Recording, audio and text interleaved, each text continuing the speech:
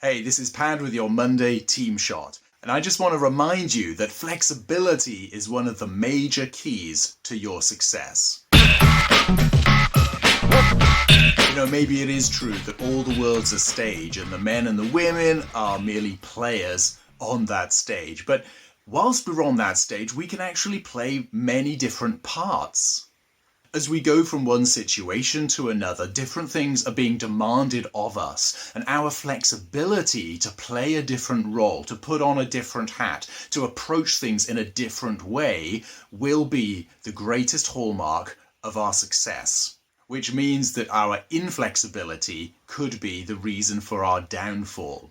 Now, many years ago, when I started to coach people in high-pressure jobs, I asked myself, what is it that separates those people who can handle the pressure from those people who can't? And flexibility came up time and time again as a vital key for the success of those people who made good of some really challenging situations. But flexibility in what way? Well, I started to look at various personality types and found some wisdom there, but I then started to dig into some wisdom that was deeper and older and started to work with what is known as archetypes. Now, archetypes are universally recognized characters that are understood by every race, every language, every creed, every culture, and that's the case wherever you are in the world and at whatever point of history you start examining people. So if you're familiar with the Team Me approach, you'll know that we work with 6 archetypal characters that cover the whole spectrum of human thinking, the different approaches that people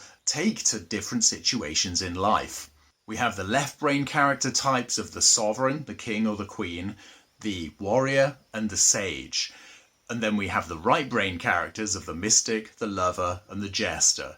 And the key belief is that we are all a mix of all of these characters, but certain characters will tend to dominate. Certain characters will show up more regularly and with greater strength than others in our lives.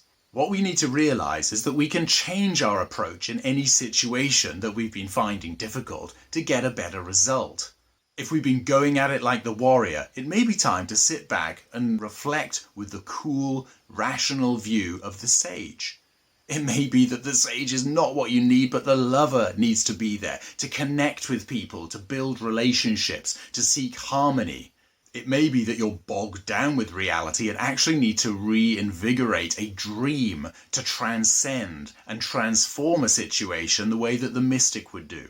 It may be time to lay down the law like a king or a queen. It may be time to lighten up like a jester.